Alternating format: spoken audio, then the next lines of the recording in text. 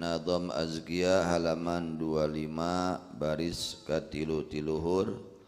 Wali alimil ukhra alamatun tura la yatlubud dunya bi ilmi masaila. Ka alim akhirat aya alamat nukatara henteu nyiar dunya kunyaho kana masaila. Kepada alim akhirat, ulama akhirat ada tanda yang jelas, yang terlihat. Mana di antara tanda ulama akhirat? Tidak mencari dunia dengan ilmunya. Tidak mencari dunia dengan ilmunya. Betul-betul ikhlas karena Allah. Ya, mengajarnya betul-betul ikhlas karena Allah. Berdakwahnya betul-betul ikhlas karena Allah, bukan mengajarnya untuk mencari dunia, bukan dakwahnya untuk mencari keuntungan dunia. Itu diantara tanda alim akhirat.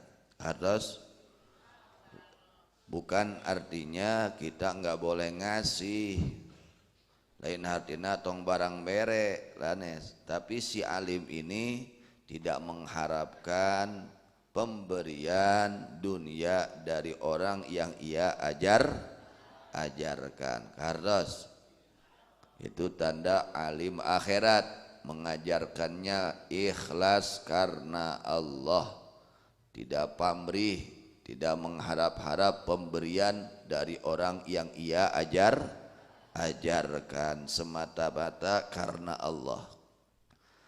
Kemudian walidzaka ayatun takunu katsiratun alla yukhalifa qauluhu ma yaf'ala. Deui aya pirang-pirang ciri anu loba. Hiji henteu sulaya saurna reujeng amala. Juga ada beberapa tanda yang banyak. Tanda ulama akhirat. Jadi ulama terbagi dua, ada ulama akhirat, adalah ulama dunia. Ada ulama akhirat, ada ulama dunia. Ya, yang harus kita ikuti, yang menjadi panutan kita yaitu ulama akhirat, yang membawa kita keselamatan, kebahagiaan dari dunia hingga akhirat. Nah, kita biar tahu tanda-tandanya, biar tidak salah menjadikan figur atau suri tauladan kita. Hijin tesulaya, yang pertama tidak bertentangan ucapannya dengan pekerjaannya. Apa yang diucapkan tidak bertentangan dengan apa yang ia kerjakan. Itulah ciri ulama akhirat. Kardos, yang pertama di antara ciri ulama akhirat tidak bertentangan ucapan dan pekerjaan. Memerintahkan kepada orang lain tawadu, beliau adalah orang tawadu. Memerintahkan kepada orang lain harus ikhlas, beliau adalah orang yang ikhlas. Memerintahkan kepada orang lain harus dermawan, beliau orang yang dermawan. Itu. Jadi ucapan dengan perilaku tidak bertentangan gitu.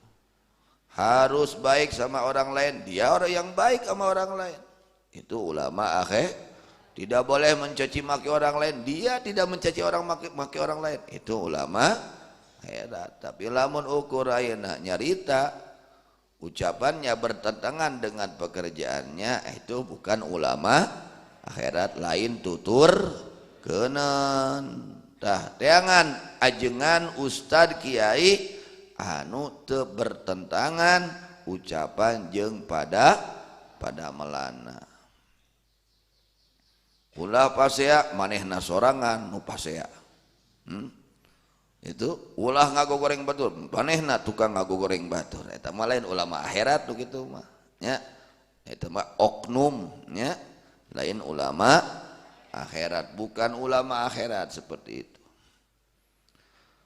wa yakunu bil ma'muri awwala amilin wa anil ladzi yunha tajannaba awwala. Dua, karena kasayan amal pangheulana, karena larangan syarak ngajauhan ti heula. Yang kedua, tanda ulama akhirat kepada kebaikan dia yang paling dulu melakukannya. Sebelum memerintahkan orang lain harus rajin ibadah, dia yang paling rajin ibadah. Sebelum memerintahkan orang lain untuk berbuat baik yang akan ia ucapkan, ia yang paling dahulu melaksanakan itu kebaikan. Sebelum melarang orang lain dari segala keburukan kejahatan, beliau dahulu yang paling dulu meninggalkan itu keburukan. Itulah tanda ulama akhirat yang harus dijadikan oleh kita panutan, tuturkeun urang ya. Eta ciri ulama akhirat yang menjadi panutan kita, yang akan membawa kita kebahagiaan, keselamatan dunia hingga akhirat. Yang pertama tadi, tidak mencari dunia, tidak mencari jabatan, tidak mencari harta benda, ya, tidak mengomersilkan ilmunya, ya, daek dakwah lamun, aya lamuna dah, ya, aya embel, betul-betul ikhlas karena Allah.